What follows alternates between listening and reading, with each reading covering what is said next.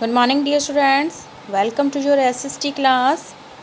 And as you know that we are going to read our first chapter, that is the story of democracy, and we have read its first part, and now we are going to continue our topic history of democracy.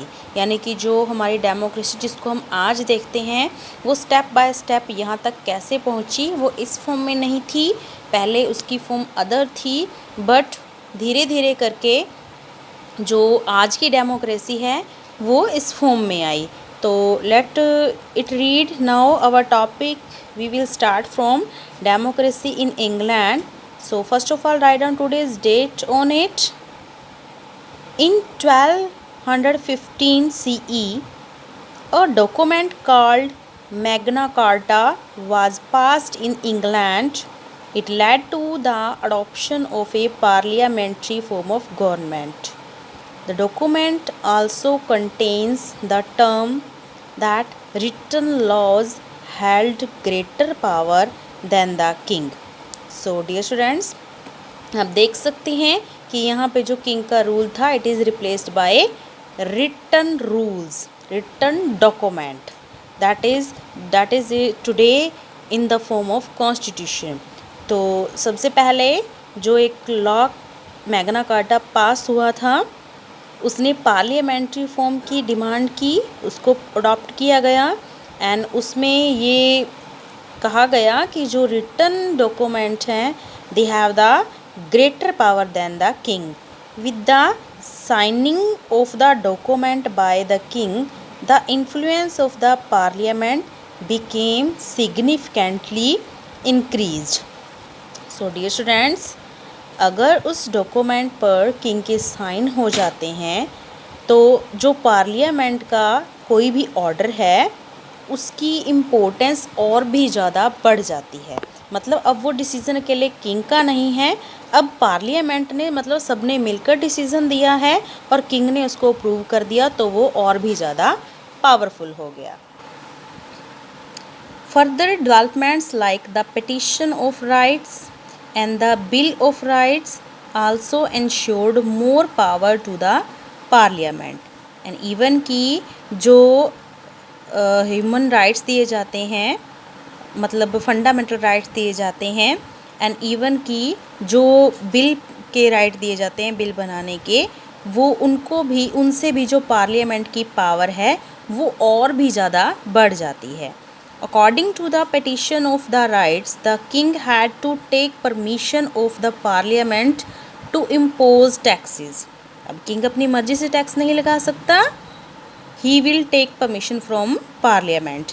The Bill of Rights expanded the scope of freedom of speech and expression.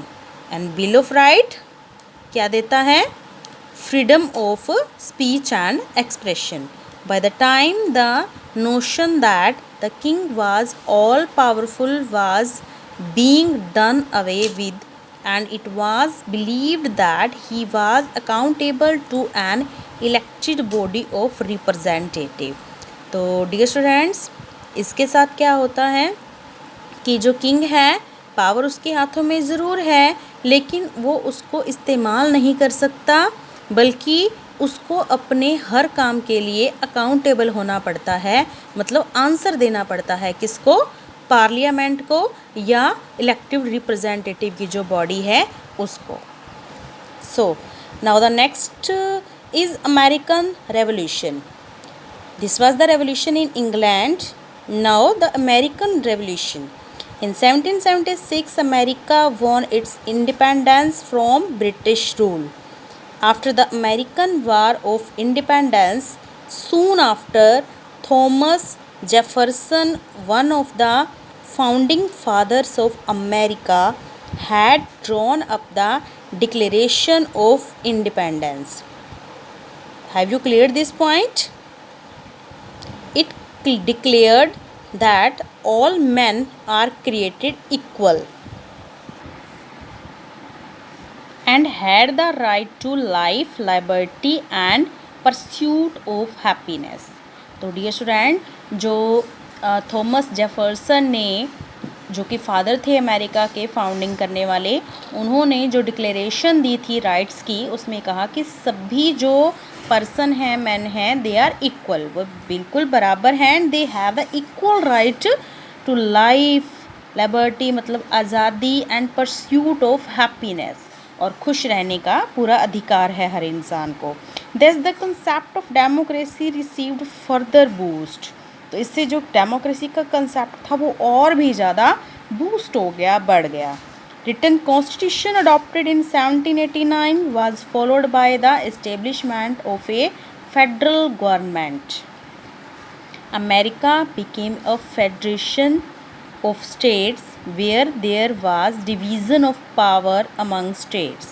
तो सबसे पहले federal form of government क्या है, जिसमें जो power है वो states के बीच में डिवाइड कर दी जाती है। तो सबसे पहले ये किसने अडॉप्ट की, अमेरिका ने। In 1792, Bill of Rights provided for an elected government and guaranteed certain rights to its citizens under the law. Is that clear? We have read about the England democratic system, and then we have read about the American Revolution, and it was important because due to the written document. And now we will read about the French Revolution. The French Revolution is a very important event in the history of mankind and also in the journey of democracy. The French society at the time was divided into 3 states. Okay, 3 parts में divide था French. And while the priestly class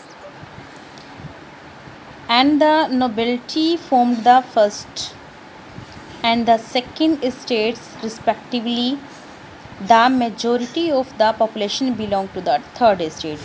तो 3 parts कौन से थे French के? सबसे पहला जिसमें प्रिस्ट लोग होते हैं, जो चर्च के अंदर पादरी होते हैं, तो they formed the first class. And then जो नोबल लोग होते हैं, मतलब जो अमीर लोग थे, ठीक है, उनकी सेकंड क्लास। एंड देन जो बाकी की पॉपुलेशन थी, it was in third state. तो इन 3 पार्ट्स में डिवाइड थी population. They were the common people who were not entitled to any privileges but had to pay heavy taxes. तो first और इस सेकंड स्टेट के लिए तो बहुत ज़्यादा अच्छी रूल्स थे, बट जिसमें ज़्यादा लोग थे कॉमन पीपल, उनको क्या था, उन्हें राइट्स भी नहीं दिए जाते थे और उनसे टैक्सेस भी लिए जाते थे। On the other hand the first two this is the spelling mistake. First 2 states enjoyed all the privileges and were also exempted from paying any taxes. वही बात जो आपको बताइए कि जो फर्स्ट 2 स्टेट्स थे वो हर तरह के जो सुविधाएं थी उनको एंजॉय करते थे, एंड इवन की कोई भी टैक्स भी पे नहीं करते थे। And now this when the French Revolution broke out in 1789, it was directed against the clergy and the nobility. तो सबसे पहले जो फ्रेंच रिवोल्यूशन ब्रोक आउट हुई, मतलब ख़त्म हुई, तो सबसे पहला जो स्टेप था वह क्लर्जी और नोबल्टी को जो राइट दिए गए थे उनके अगेंस्ट था कि सबको इक्वल मिलना चाहिए। It also carried with it the slogan of liberty, equality and fraternity. Fraternity means भाईचारा, लिबर्टी मीन्स आज़ादी, इक्वलिटी मीन्स समानता। तो इसका जो स्लोगन था इस रिवोल्यूशन का, वो ये रखा गया था। On 17th June 1789, the third state declared itself the National Assembly, and in August 1789, the Declaration of the Rights of Man and Citizens was adopted. So this happens in 1789 की national assembly बनाई गई और man के rights को adopt किया गया। It declared that all man are born free and have equal rights. Finally in 1791 the French constitution was framed. तो in 1791 French revolution was French Constitution. The French Revolution is significant because It marked the end of absolute monarchy and led to the establishment of self government. तो French revolution इतनी significant या important क्यों थी, महत्वपूर्ण क्यों थी? क्योंकि इसने ऑब्सल्यूट जो यानी कि पूरी तरह से जो मोनार्ची सिस्टम था, रूल बाय वन पर्सन, उसको पूरी तरह से ख़त्म किया था एंड सेल्फ गवर्नमेंट को एस्टेब्लिश किया था. It emphasized on the power of the masses and laid the foundation of a democratic government. तो इसने जो था वो सबसे पहले बैकग्राउंड तैयार किया था कि जो पावर होनी चाहिए वो किसको मिलनी चाहिए, मासेस मतलब जो ज़्यादा संख्या में लोग होते हैं उनको मिलनी चाहिए. इट आल्सो मीन्स उनको कॉमन पीपल भी कह सकते हैं आप. It also produced a ripple in Europe and a series of revolutions broke out across the continent in the 19th century.